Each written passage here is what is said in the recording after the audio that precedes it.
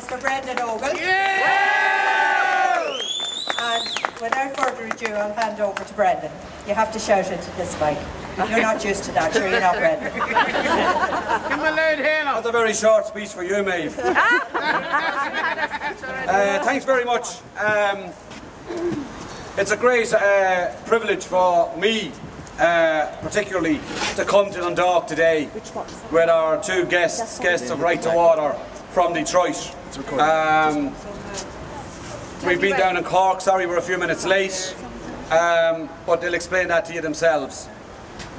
In relation to the Right2Water campaign and where we're at the minute, you probably noticed 3,465 people turned up in Dublin on Wednesday, at a demonstration.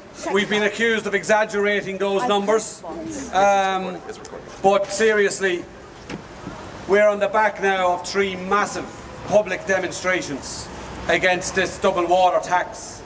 On the 11th of October, over 100,000 people marched the streets of Dublin. On the 1st of November, in 106 locations, upwards of 200,000 people marched around Ireland, including 8,000 people here in Dundalk.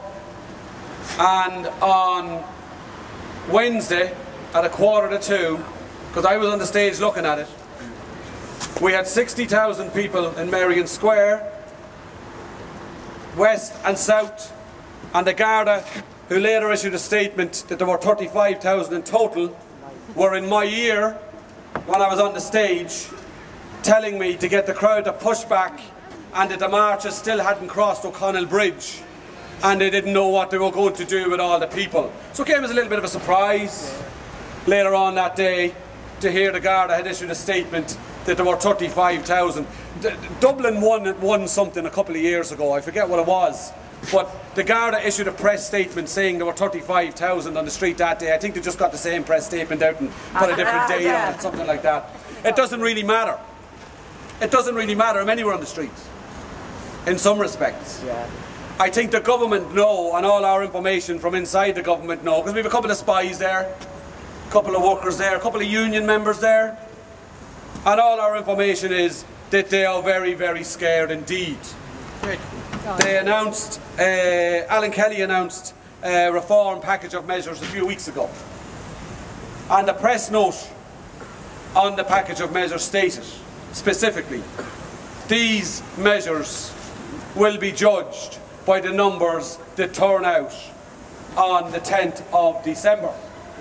So having said that and having confidently expected that our measures will take the wind out of this campaign, you can see why they're spinning and spinning and spinning. Even RTE, that much loved national broadcaster, is having a little bit of difficulty explaining how Merrion Square was packed and there was marches right back down Nassau Street, round Trinity College and on to O'Connell Bridge, and that tallies with 35,000. So look at, where are we now?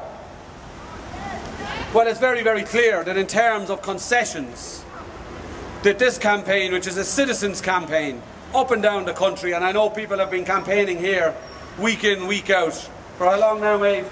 For 4 years, in relation to austerity and now the water charges. And all over Ireland, in places like Ballyhay and all over Ireland, Toher, we were down in Cork last night, people have been doing the same. So, but nothing has really changed. None of the fundamentals have changed. And Miko and at Peace are going to talk about where those fundamentals lead. And what I mean by that is this. Irish Water is still structured as a single utility. Irish Water are still installing meters. Gradually. And Irish Water are still accruing debt. 850 million euro of debt as we speak, before they have even sent out a bill. So it's going to take us all 9 years just to pay that debt. And that's just the first little bit of debt before they fix a single leak. We were also told a couple of weeks ago that they were listening to the public. They were going to be considering the matters of a referendum. They were going to be considering putting the right to own our own water in the Constitution. And then we were told in the measures there's going to be a plebiscite. There's going to be a plebiscite. And then it emerges in the Dáil in the last couple of days that they've changed the words of that as well to the government may call a plebiscite. So shall has become may, constitutional referendums have become plebiscites, spin has become lies at this stage. Now, I don't know where this is all going to go. We're all going to have to assess this. What I do know is that this campaign has been a lightning rod for the anger that citizens feel on a whole range of issues. As we stand here in Dundalk, I remember a time when this town had industries, big engineering industries like S&S and CRV, hundreds, in fact thousands of people employed in 2 breweries, at least 2, in fact I think 3 shoe factories. And the town was vibrant and alive. There are still good industries here, there are still good workplaces here, but the town has changed very much over the last number of decades, and that's reflected all over Ireland. And it wasn't changing for the better. It was changing because an either inept or corrupt, I think it's the second one myself, succession of governments. We're digging this country into a hole of debt that we will never get out of, or may never get out of. Certainly if they have their way, we'll never get out of, because with episodes like Irish Water, they just keep heaping more debt onto the 65 billion euro of private gambling debt that they put on the heads of every man, woman and child in this country while we slept in bed at night. That was the previous government, Fianna Fáil and the Greens. They also done other things, by the way, Fianna Fáil and the Greens, like effectively close the hospital in this town. And I hope people remember that for a very, very long time to come. But then we got this crowd. And this crowd were elected in 2011 in a spirit of hope that things were going to be different. The Dáil was going to stop being a joke parliament, which is exactly what it is, and was going to be a place of real debate, of real legislation, and of real political energy and reform. None of that has happened.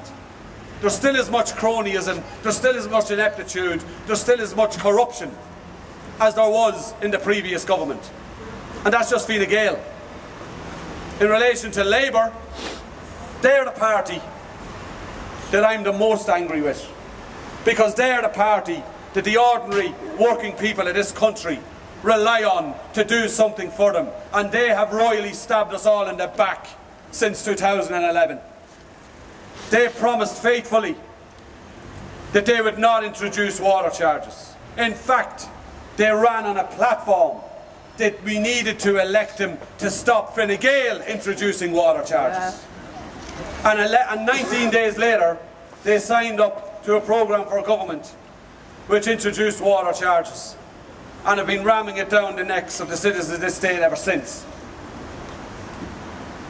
I think Labour are a party who are currently attending their own funeral. I think the Labour Party are a beaten docket. I think Fine Gael have lost a huge amount of support. I don't think anybody wants Fianna Fáil back. No. So that leads to a real question, a real challenge for us as to who is going to govern this country in the people's interests after the next election. So I think we all need to reflect on that, we all need to think about that, and we all need to see who can offer an alternative to the sort of policies and lies that have brought us to this sorry mess in relation to where our finances are. In relation to where the people are, and I'll finish on this, Maeve, for a couple of years I didn't have my normal pride and chest out about being Irish.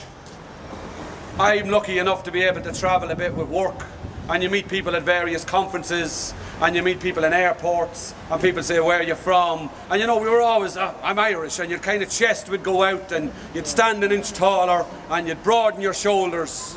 And for a couple of years there, I for one lost that.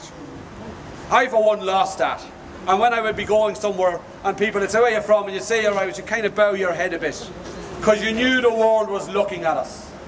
You knew the world was not only looking at the fools that wrecked the country, but you knew the world were looking at the citizens and wondering, why are we just taking this? Why have we done nothing about it? And are we ever going to fight back? Well, I'm standing 6'1¼ again, with my chest out, and I'm proud to be Irish. I'm proud to be from Dundalk. As a result of what the people have done in this country since October 2011, because we've got off our knees, we fought back, and we must keep fighting back.